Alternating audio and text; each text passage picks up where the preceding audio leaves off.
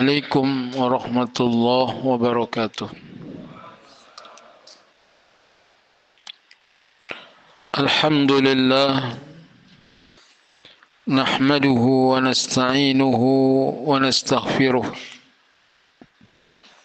na'udzu billahi min shururi anfusina wa sayyiati a'malina. Man yahdihillahu fala mudilla lahu wa man yudlil fala hadiya lahu. Ashhadu an la ilaha illallah wahdahu la syarika lahu wa ashhadu anna Muhammadan abduhu wa rasuluh. Allahumma aqsim lana min khasyatika ma tahulu bihi bainana wa baina ma'asik wa min ta'atika ma tuballighuna bihi jannatak wa min al-yaqini ma tuhawwinu bihi alaina masa'ib ad-dunya. Allahumma matti'na bi asma'ina wa absarina wa quwwatina ma ahyaytana waj'alhu al-waritha minna waj'al tha'rana 'ala man zalamana wansurna 'ala man 'adana wa la taj'al musibatana fi dinina wa la taj'al ad-dunya akbar hammina ولا مبلغ علمنا ولا تسلط علينا من لا يرحمنا ربنا هب لنا من أزواجنا وذرياتنا قرة أعين واجعلنا للمتقين إماما ربنا اغفر لنا ولإخواننا الذين سبقونا بالإيمان ولا تجعل في قلوبنا غلا للذين آمنوا ربنا إنك رؤوف رحيم ربنا آتنا في الدنيا حسنة وفي الآخرة حسنة وقنا عذاب النار. Bab ke-32. Bab fadlu du'afatil muslimin wal fuqara'il khamilin. Bab tentang keutamaan kaum muslimin yang lemah, yakni fisiknya lemah atau ekonominya lemah. Wal fuqara, dan orang-orang fakir, orang-orang yang penghasilannya kurang dari separuh kebutuhannya. Kebutuhan sebulan 5 juta rupiah, penghasilan 2.400.000. Fakir. Kalau 5 juta rupiah kebutuhan sebulan, penghasilan 4 juta, 4.500.000, miskin. Semoga Allah berikan kepada kita kecukupan. Al-khamilin, orang-orang yang tidak terkenal. Allah Subhanahu wa ta'ala berfirman, wasbir nafsaka ma'al ladzina yad'una rabbahum bil ghadati wal 'ashyi yuriduna wajha. Wasbir nafsaka ma'al ladzina yad'una rabbahum bil ghadati wal 'ashyi yuriduna wajha. Wa la ta'du 'ainaka 'anhum. Surat Al-Kahfi, surat yang ke-18, ayat 28.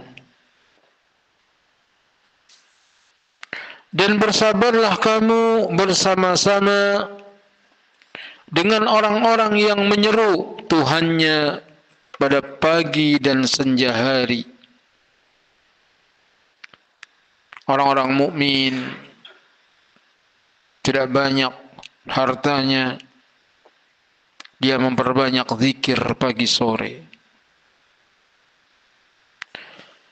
dengan mengharap ridhonya. Dan janganlah kedua matamu berpaling dari mereka karena mengharap perhiasan kehidupan dunia. Ngajar ngaji orang miskin sama ngajar ngaji orang kaya, sama apa beda?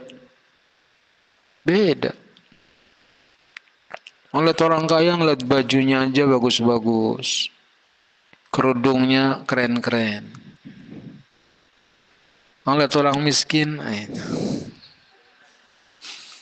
alhamdulillah.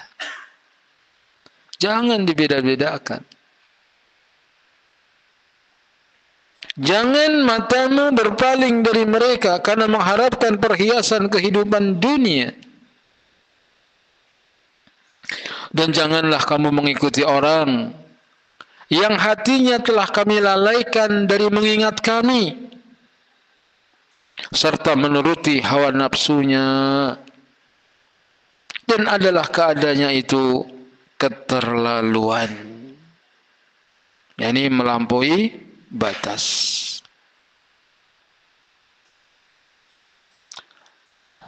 Pada ayat ini disebutkan oleh para ulama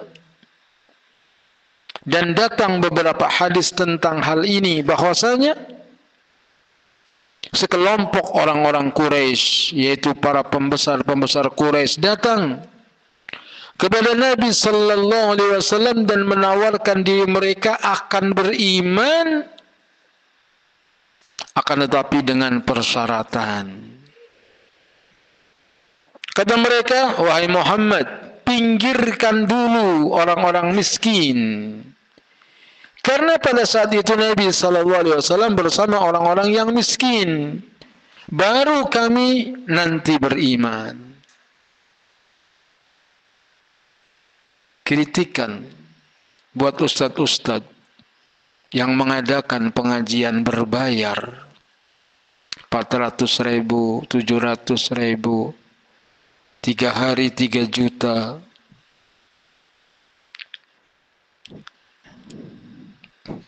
Itu namanya industri dakwah. Namanya industri dakwah. Cari keuntungan. Oh, itu kan tempatnya di hotel. Ya kenapa nggak di masjid? Oh, ini karena pembahasannya nggak bisa dibahas di masjid. Kok bisa? Ada pembahasan yang nggak bisa dibahas di masjid. Emang bahas apa?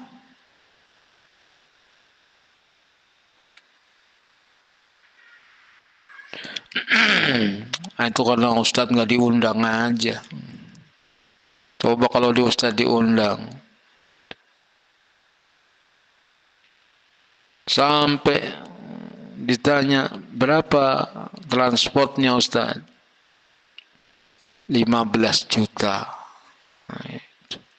Inna lillahi wa inna ilaihi raji'un. Para nabi berdakwah tidak minta bayaran. Dan kita disuruh mengikuti orang-orang yang berdakwah yang tidak minta bayaran. Semoga Allah melindungi kita. Oh, bukan saya yang minta. Siapa? Sekretarisnya. Atau apa namanya? Asistennya. Sama aja. Ya dia harus banyak, karena ada krunya. Harus bawa kru begini. Dan itu di Pangandaran, ahlul bid'ah yang mengerjakan begitu. Acara maulidan.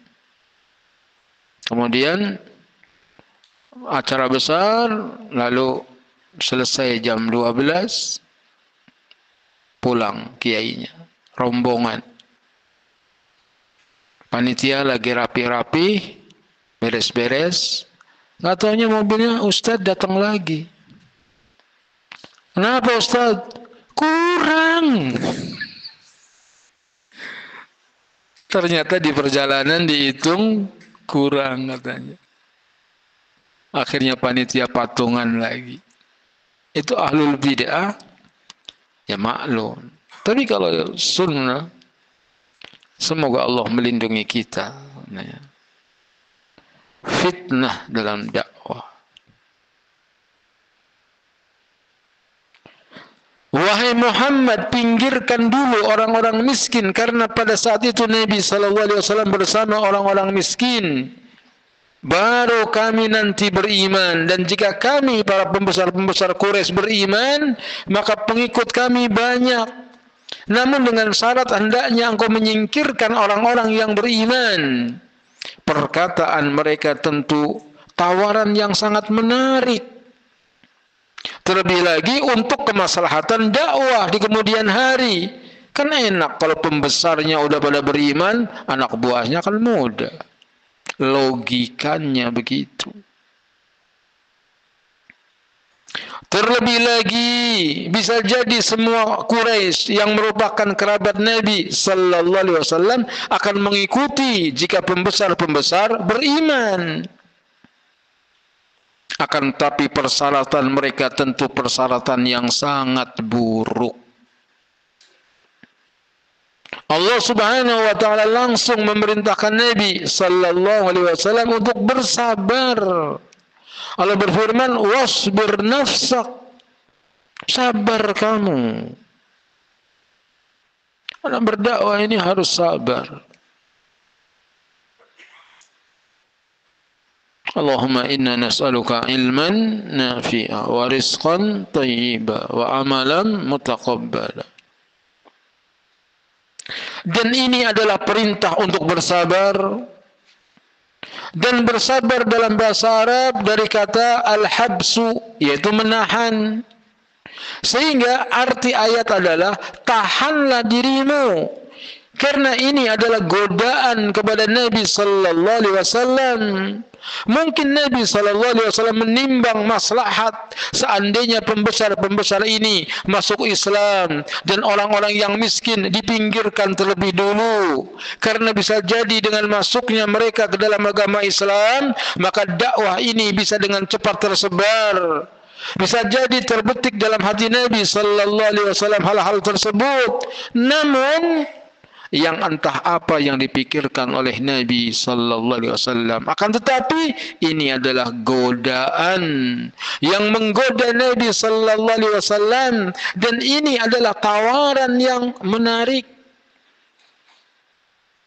Ide yang cemerlang.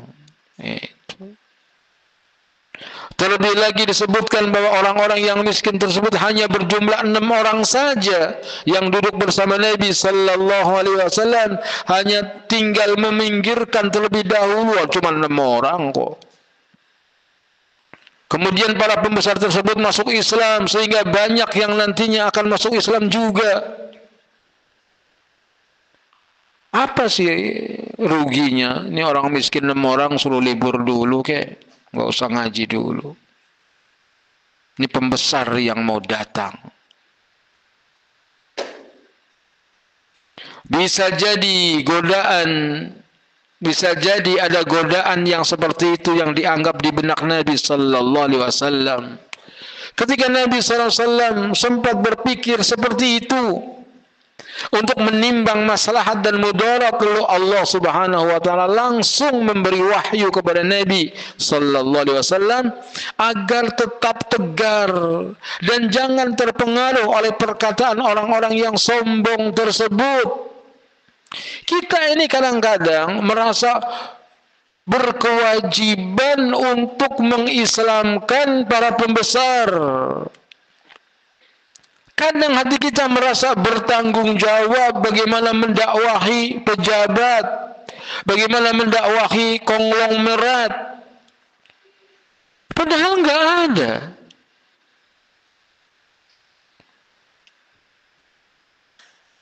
Abasa wa tawalla an ja'ahul a'ma wa ma yudrika la'allahu yazakka aw yadhakkaru fatanfa'ahu dhikra.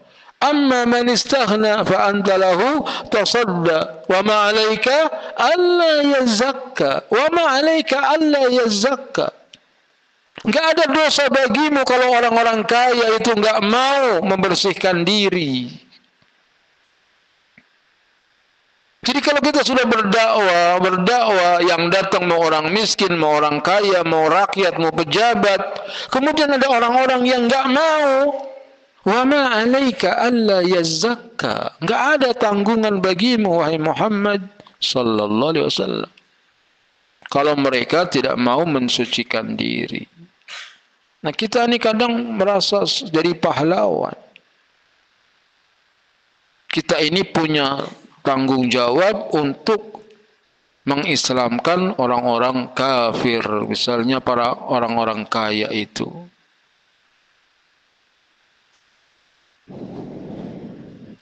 Oleh karenanya Allah Subhanahu wa taala mengatakan wasbir nafsaka, sabarkanlah dirimu. Kemudian Allah Subhanahu wa taala berfirman ma'al ladzina yad'una rabbahum bil ghadati wal 'ashyi yuriduna wajha. Jadi bersama-sama dengan orang-orang yang menyeru Tuhanmu di pagi dan di senja hari dengan mengharapkan keridhoannya. Dalam masalah firman-Nya di pagi dan di petang ada dua pendapat. Pertama, ada yang mengatakan maksudnya selalu, dan ini adalah sebuah ungkapan dari orang-orang Arab ketika ingin mengatakan selalu menggunakan ungkapan pagi petang. Jadi orang yang selalu mengingat Allah pagi sore, itu seperti orang Jawa mengatakan udah biasa. Kalau sudah mengatakan perkara itu sudah biasa, itu kata orang Surabaya apa? Udah jadi sayuran, jangan sayur atau apa?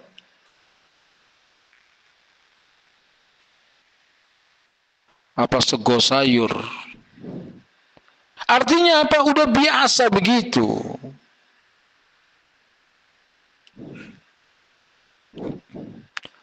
Atau orang Jawa Tengah sudah jadi jambalan. Jambalan itu makan lauk tanpa nasi. Orang Arab mengungkapkan kata-kata selalu mengingat Allah, maksudnya adalah pagi sore. Hendaknya engkau sabarkan dirimu bersama orang yang selalu ingat kepada Allah Subhanahu wa taala. Yang kedua, maksudnya sesuai dengan zahirnya, yaitu benar-benar pagi dan petang. Artinya, dua waktu ini adalah waktu yang spesial untuk mengingat Allah Subhanahu wa taala. Sebagian ulama menyebutkan alasannya yaitu di waktu pagi seseorang belum beraktivitas untuk bekerja, maka waktu dia penuh untuk berkonsentrasi mengingat Allah Subhanahu wa taala. Begitu juga waktu petang, ketika dia pulang dari kerja, maka itu adalah saatnya dia mengingat Allah Subhanahu wa taala.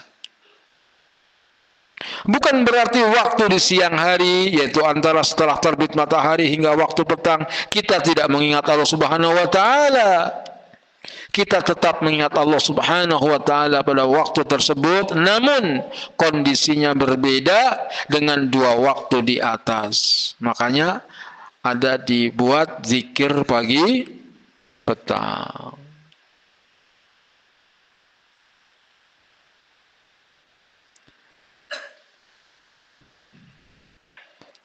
Ya'murullahu ta'ala rasulahu sallallahu alaihi wasallam ay yajlisa ma'al ladzina yadhkurunahu wa yuhallilunahu wa yuhammidunahu wa yusabbihunahu wa yukabbirunahu wa yas'alunahu bukratan wa 'ashiyyan min ibadillah. Allah Subhanahu wa taala memerintahkan Rasulnya sallallahu alaihi wasallam untuk duduk bersama orang-orang yang mengingatnya, bertahlil, bertahmid, bertasbih, bertakbir, dan memohon kepadanya pagi dan sore dari hamba-hamba Allah. Sawa'un akanu fuqara au aghniya au aqwiya au du'afa. Sama saja apakah mereka orang fakir, apakah orang kaya, apakah orang yang kuat, apakah orang yang lemah. Sabar. Kalau Nabi Sallallahu Alaihi Wasallam perlu diingatkan, apalagi kita. Wah, jangan tersinggung kalau ada orang yang mengingatkan. Harusnya alhamdulillah, jangan membela diri. Kalau keliru, bertentangan dengan Quran dan Sunnah, ya sudah, astaghfirullahaladzim. Iya, saya keliru. Semoga kedepannya tidak lagi terjadi. Jangan ketika ada yang mengingatkan, kamu ngiri aja. Gitu. Ketika ada yang mengingatkan, membela diri. Memang ada pembahasan yang nggak bisa dibahas di masjid. Jangan. Saling mengingatkan. Fadzakir fa inna dzikra tanfa'ul mu'minin. Berilah peringatan. Karena peringatan itu bermanfaat bagi orang-orang yang beriman.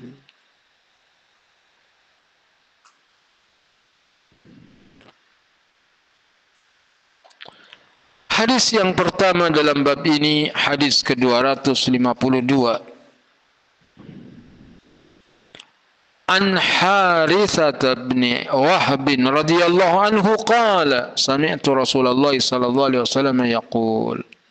Dari Harithah bin Wahb radhiyallahu anhu, dia berkata, aku dengar Rasulullah sallallahu alaihi wasallam bersabda, ala ukhbirukum bi ahlil jannah. Maukah aku kabarkan kepada kalian tentang penghuni surga? Tentu para sahabat menjawab, bala, tentu ya Rasulullah, kami mau. Kullu dha'ifin, setiap orang yang lemah, yani nafsahu dha'ifatun litawaddu'ihi wa dha'fu halihi fid dunya, yani orang yang jiwanya lemah karena tawadu dan kondisinya memang lemah di dunia. Calon penghuni surga adalah orang yang dipandang oleh orang lain dia orang lemah. Mobilnya diserempet motor misalnya, malah yang nyerempet yang marah. Tapi dia mengatakan, iya, maafin saya mungkin parkirnya terlalu ke tengah. Bukan dia yang marah, padahal dia yang dirugikan. Kenapa? Karena dia tawadu, rendah hati. Itu calon penghuni surga. Saya punya teman orang kaya yang begitu. Allah yang lebih tahu tentang dia, dan saya tidak mensucikannya. Jadi ketika supirnya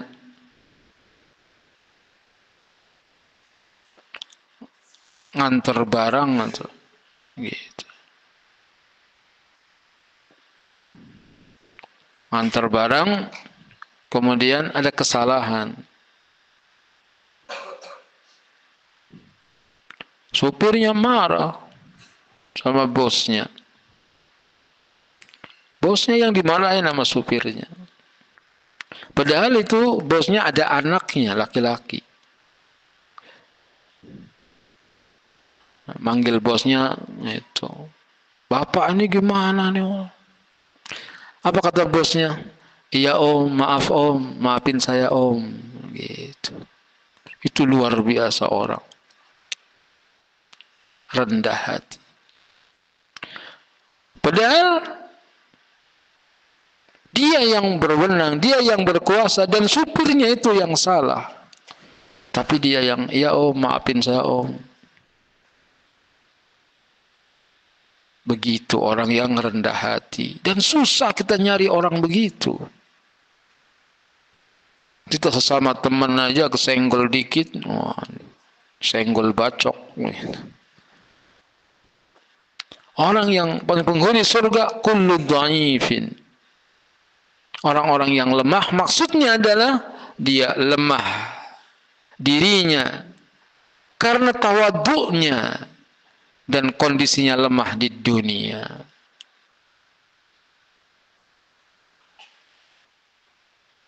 Dan penulis buku ini Syekh Salim bin Id al-Hilali, hafizahullah, itu termasuk orang yang sabar seperti ini. Turun dari pesawat atau itu yang nyambut pada rebutan sampai Syekh Salim jatuh, kedorong-dorong. Nah, itu beliau bangun dan tersenyum. Nah, itu beliau minta maaf sama mereka. Nah, itu dulu waktu awal-awal diundang ke Istiqlal, hafidhah. Walaupun mungkin tidak selalu seperti itu, atau mungkin selalu seperti itu. Kita ini kadang-kadang kalau begitu kita diinjek-injek orang, nah, itu lemah kita. Ya tergantung siapa yang ada di hadapan kita. Kalau ada yang perlu dikerasin, ya dikerasin. Tetapi kalau sesama saudara sendiri, teman sendiri, alangkah bagusnya kalau kita punya sifat seperti sifat ahlul jannah. Lau aqsama 'ala Allahi la abarrahu. Kalau dia bersumpah dengan nama Allah, niscaya Allah perkenankan. Ala ukhbirukum bi ahlin nar. Kemudian maukah aku kabarkan kepada kalian tentang penghuni neraka? Kullu utullin jawadin mustakbir. Setiap orang yang utul, yakni ghalidul jafi, kasar, keras. Jawad bifathil jim wa tasdidil waw wa bidza'il mu'jamah wa huwal jamu al-manu. Jawad ini orang yang jamu, mengumpulkan harta, manu, tapi mencegah memberi kepada orang lain. Hanya mau minta tapi nggak mau memberi. Mengumpulkan harta tapi bakhil. Itu calon penghuni neraka. Pertama, orang-orang yang utul, yakni ghalidul jafi, kasar, keras. Yang kedua, orang yang suka mengumpulkan dunia tapi malas membagi-bagikannya, bakhil untuk membagi-bagikannya. Mustakbirin, yang sombong. Ada juga yang mengatakan jawad, yakni waqila ad-dhahmu mukhtalu fi masyatihi, orang yang gemuk, yang sombong cara jalannya. Waqil, ada juga yang mengatakan al-qasirul batin, yang dimaksud jawad adalah orang yang badannya pendek, perutnya buncit. Nabi sebutkan tentang calon-calon penghuni neraka dan calon penghuni surga. Ternyata calon penghuni surga adalah orang yang lemah lembut, tidak sombong. Fikul hadis, pelajaran yang diambil dari hadis ini, an-nahyu 'anil khilzati wal jafa'i wal khuyala fa innaha samatu ahlun nar. Larangan kita bersikap kasar, keras, sombong, karena itu adalah ciri-ciri penghuni neraka. Ciri-ciri penghuni neraka. Seperti dalam hadis tentang hijab,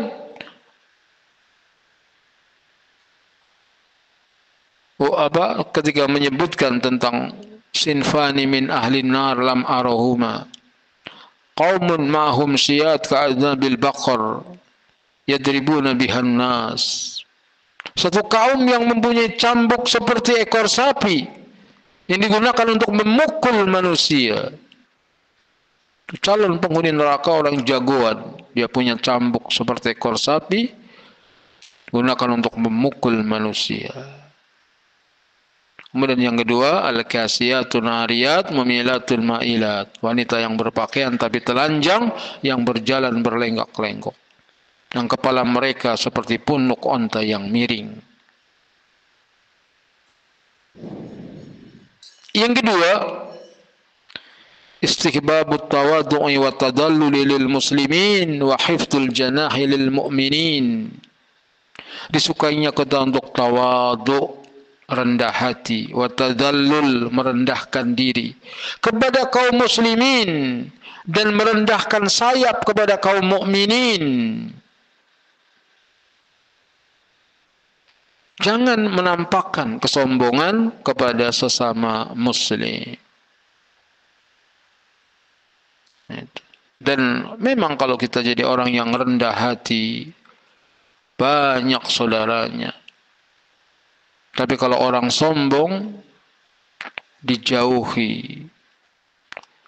Saudara jadi musuh, teman jadi lawan karena kesombongan.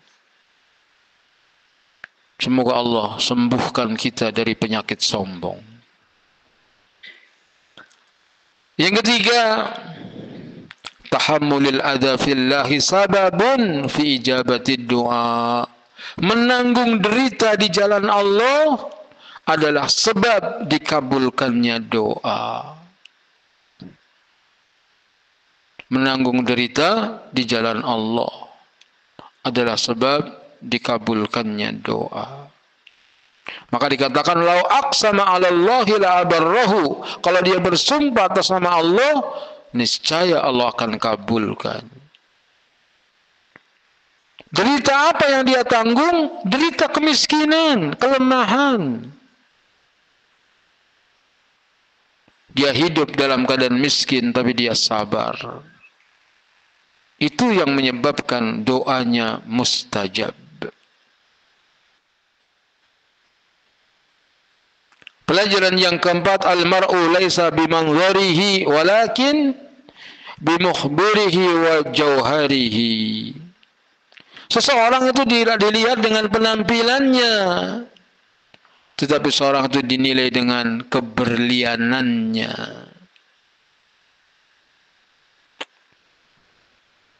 Bara' bin Malik salah satunya, sahabat Nabi namanya Bara' bin Malik. Umar bin Al-Khattab mengatakan, jangan tempatkan Bara' bin Malik di bagian depan pasukan, karena kaum muslimin bisa binasa karenanya. Di Bara' bin Malik tidak pernah takut kepada siapapun, sehingga dilarang diangkat jadi pemimpin oleh Umar bin Al-Khattab. Betapa berliannya beliau radhiyallahu anhu ketika wafat Rasulullah sallallahu alaihi wasallam, muncullah pemberontakan Musailamah al-Kadzdzab.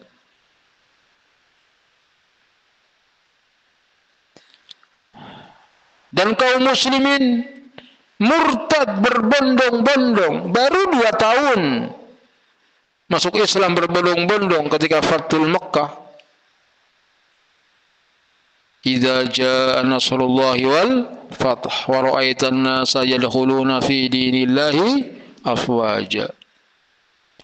Apabila datang pertolongan Allah dan kemenangan, engkau melihat manusia masuk ke dalam agama Allah berbondong-bondong. Begitu Nabi 2 tahun kemudian wafat, diganti kepemimpinan oleh Abu Bakar, maka orang-orang Arab pada murtad. Yang beriman tinggal penduduk Mekah, penduduk Madinah, Taif, dan beberapa orang yang beriman.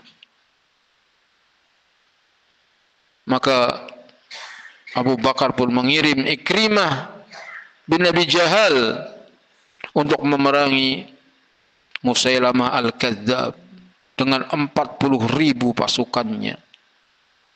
Pasukan Abu Bakar, pasukan kaum muslimin, pengikut Nabi asli, kalah dengan pasukan Nabi palsu. Itu bisa, pengikut Nabi palsu bisa mengalahkan pengikut Nabi yang asli. Akhirnya Abu Bakar mengutus Khalid bin Walid untuk menumpas pemberontakan Musailamah Al-Kadzdzab. Di awal pertempuran Khalid bin Walid pun kalah juga. Dan mereka sempat merangsek ke kemah besar tempat Khalid berada dengan istrinya. Hampir istrinya Khalid dibunuh kalau tidak diselamatkan oleh pasukan muslim. Akhirnya Khalid mengatur strategi dengan memisahkan masing-masing pasukan dengan kabilahnya sendiri-sendiri. Baru dia mendesak pasukan Musailamah sampai mereka bersembunyi dalam kebun kematian, hadiqatul maut. Ditutup pintu benteng dari dalam, kaum muslimin kalau mau mendekat dihujani dengan batu dari dalam. Coba ribuan orang lempar batu sehingga kayak hujan batu. Tapi kecemerlangan Bara' bin Malik, siapa yang bisa melemparkanku ke dalam benteng? Mungkin aku mati, atau kalau bisa aku akan buka benteng dari dalam. Kalau melihat penampilannya Bara' bin Malik, kurus badannya, kusut rambutnya, kecil postur tubuhnya, tapi pemberani. Akhirnya diletakkan dia di manjanik, kemudian dilempar. Bara' bin Malik terbang dengan menghunus pedangnya, lalu jatuh ke tengah-tengah kumpulan musuh sambil menyabetkan pedangnya seperti kilat. Dia mengamuk sendirian di dalam benteng. Akhirnya pintu benteng bisa dijebol oleh Bara' bin Malik dari dalam. Baru pasukan muslim masuk ke dalam. Terbunuh Musailamah Al-Kadzdzab oleh Wahsy. Diperiksa itu Bara' bin Malik, ternyata 83 luka di sekujur tubuhnya. Ada goresan pedang, tusukan tombak, segala macam. Tapi masih hidup. Ditandu itu Bara' bin Malik, diobati oleh Khalid bin Walid sebulan, sembuh, hidup lagi. Al-mar'u laisa bimanzarihi walakin bimukhbirihi wa jauharihi. Jadi ngelihat orang itu jangan penampilannya, tapi kecemerlangannya. Adzan.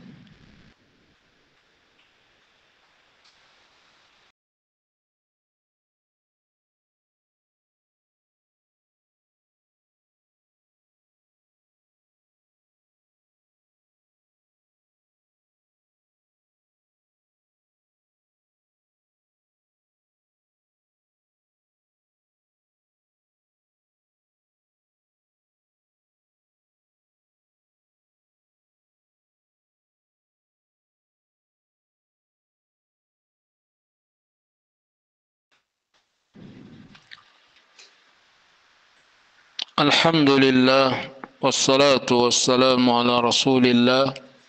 Asyhadu an la ilaha illallah wahdahu la syarika lah wa asyhadu anna Muhammadan abduhu wa rasuluhu, amma ba'du. Hadis ke-253. Wa an Abil Abbas Sahal bin Sa'ad As-Sa'idi radhiyallahu anhu qala marra rajulun ala nabi sallallahu alaihi wasallam. Dari Abil Abbas Sahal bin Sa'ad As-Sa'idi radhiyallahu anhu, dia berkata, seorang lelaki lewat di hadapan Nabi sallallahu alaihi wasallam. Faqala li rajulin indahu jalis. Lalu Nabi bersabda kepada sahabat yang duduk di dekatnya, "Ma ra'yuka fi hadha?" Bagaimana pendapatmu orang ini? Yang lewat ini orang kaya. Nabi lagi duduk dengan sahabat, lewat orang kaya. Lalu Nabi tanya sama sahabat, bagaimana pendapatmu tentang orang ini? Bagaimana penilaianmu? Faqala rajulun min ashrafin nas. Faqala, orang itu mengatakan, ini orang yang paling mulia di tengah manusia. Hadza wallahi khuriyun in khataba ayyunka. Orang seperti ini demi Allah, kalau dia melamar, nikahkan. Orangnya kaya, terpandang, kalau ngelamar, nikahkan. Itulah pandangan umumnya manusia. Orang kaya, keren, gagah, ngelamar, jangan ditolak. Itulah umumnya pandangan manusia. Apalagi ibu-ibu.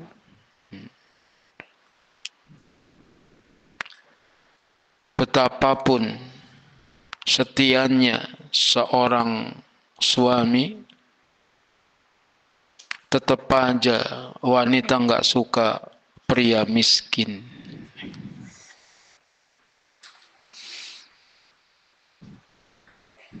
Katanya seperti itu. Wallahu a'lam.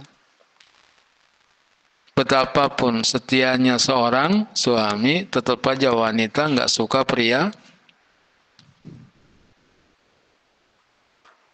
Ada normal ibu. Ini sahabat juga bilang begitu. Nasib jadi orang miskin.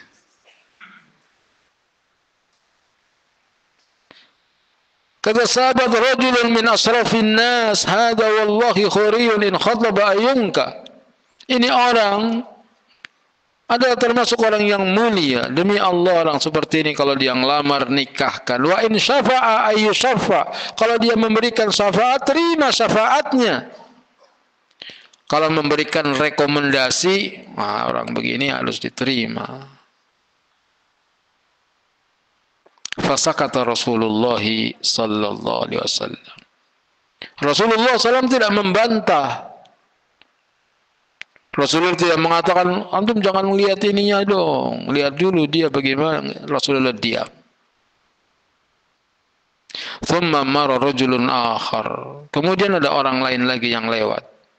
Faqala lahu Rasulullah sallallahu alaihi wasallam, ma ra'yuka fi hadha? Ketika lewat orang lain, Nabi sallallahu alaihi wasallam bertanya, bagaimana pendapatmu tentang orang yang kedua ini? Faqala ya Rasulullah, hadza rajulun min fuqara'il muslimin. Wahai Rasulullah, ini orang muslim yang fakir.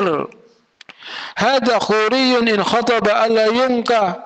Orang fakir seperti ini kalau ngelamar jangan dinikahkan. Wa in syafa'a alla yushaffa. Kalau dia memberikan rekomendasi jangan diterima. Wa in qala alla yusma, bahkan kalau dia ngomong jangan dengerin. Nasib jadi orang miskin. Ngomong aja nggak didengerin.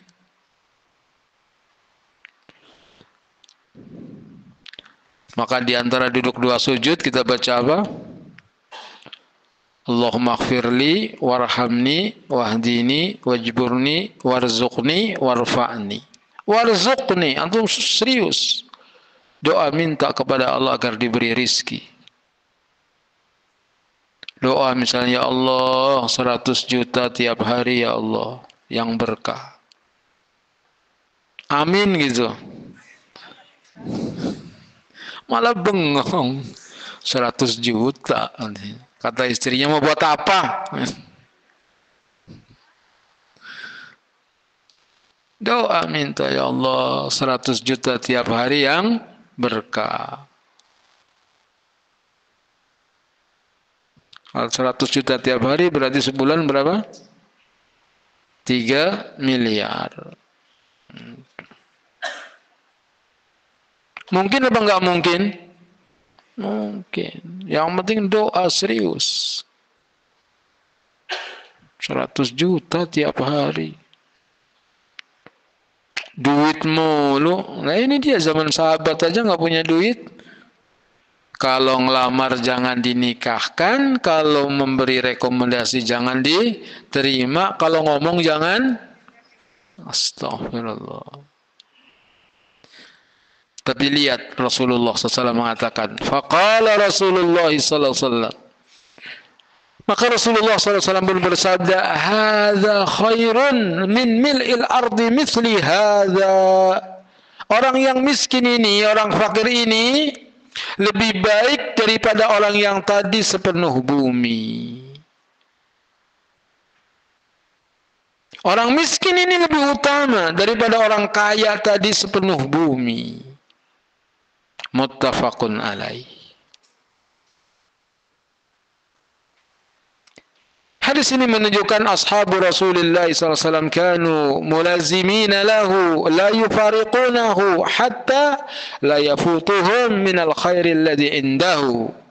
Para sahabat Rasulullah sallallahu alaihi wasallam dahulu mereka mulazamah dengan beliau, tidak meninggalkan beliau hingga tidak terlewat apa-apa yang ada pada beliau berupa kebaikan. Jadi para sahabat tuh hari-harinya mendampingi Nabi terus. Kalau dulu para sahabat radhiyallahu anhu mendampingi Nabi, sekarang Nabi sudah enggak ada. Maka kita harusnya terus hadir di majelis ilmu yang dibacakan hadis Nabi sallallahu alaihi wasallam. Agar kita enggak kelewat hadis-hadis seperti ini. Hujan Ustaz, baru hujan air. Baru hujan air. Coba misalnya pengajian seperti ini. Tadi hujan. Tapi dikasih tahu. Yang datang ke masjid dapat seekor kambing. Yang datang ke masjid dapat seekor kambing. Kira-kira hujan kayak tadi datang apa enggak? Kambing. Padahal orang yang datang ke masjid membaca satu ayat Al-Quran lebih utama dari mendapatkan satu ekor onta. Bukan kambing lagi, onta. Begitu keutamaannya. Harusnya datang. Dulu para sahabat radhiyallahu anhum biasa menemani Nabi. Cukup ngaji seminggu sekali udah cukup. Enggak cukup. Kenapa enggak cukup? 168 jam Allah berikan kepada kita tiap pekan. Jadi satu pekan, satu minggu, berapa jam? 168 jam. Kalau ngaji seminggu cuma sekali, berarti 168 dibanding 1. Kalau ngaji tiap hari ngaji sejam-sejam, berarti seminggu cuma 7 jam. Perbandingannya 168 dibanding 7. Perbandingan yang imbang apa jomplang? Jomplang.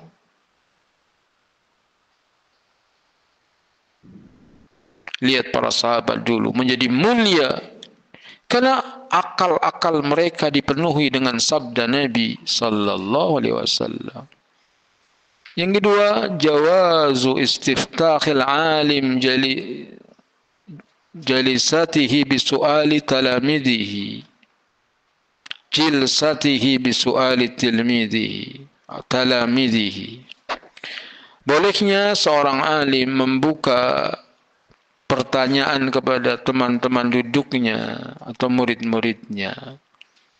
Jadi kalau mau menyampaikan pelajaran dengan diawali pertanyaan. Dan itu lebih mengena. Pelajaran yang ketiga, Allahu la yanzuru ila suwarin nasi wa amwalihim wa ahsabihim wa ansabihim. Allah tidak melihat kepada rupa manusia, harta mereka, nasab mereka, kedudukan mereka. Jadi yang dilihat oleh Allah adalah qulubikum wa a'malikum, hatimu dan amalmu. Pelajaran yang lain, adamul istihanati bil fuqara'i wal akhfiya'i wal atqiya'i. Farubba wahidin minkum khairun min mil'il ardi min ashabis sultani wasyaraf. Tidak boleh kita menghinakan orang fakir, orang-orang yang tidak dikenal, orang-orang yang bertakwa. Karena bisa jadi jangan ngobrol. Jangan ngobrol.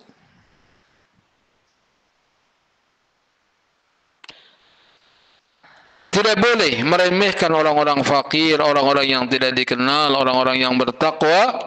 Karena bisa jadi satu orang dari mereka lebih baik daripada sepenuh bumi orang-orang yang punya kekuasaan dan kemuliaan. Kita enggak tahu derajat kita di sisi Allah. Kadang orang itu miskin, tapi tinggi kedudukannya di hadapan Allah. Allahumma inna nas'aluka al-huda wat-tuqa wal-afafa wal-ghina. Pelajaran yang kelima, at-tafadulu bainan nasi bit-taqwa, inna akramakum indallahi atqakum. Berlebih kurangnya manusia itu dengan takwa. Jadi dalam keutamaan manusia itu dilihat dengan takwanya. Sesungguhnya yang paling mulia di antara kalian di sisi Allah adalah yang paling bertakwa. Pelajaran yang lain, at-targhibu fi inkahi salihin wa salihat walau kanu fuqara li'annahum aqfa'u fid din wal khuluq. Dianjurkan untuk menikahkan orang-orang soleh, wanita salihah, walaupun mereka fakir tetapi mereka kufu.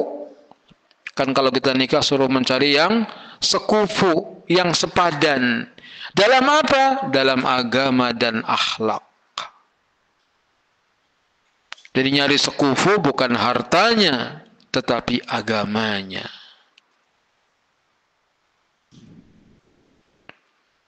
Pelajaran yang lain, la qimata lil urfi sa'id alladhi yukhaliful miqyas syar'i. Tidak ada nilainya penilaian uruf yang menyimpang, yang menyelisihi ukuran syar'i. Ukuran uruf, kebiasaan masyarakat, urufnya masyarakat.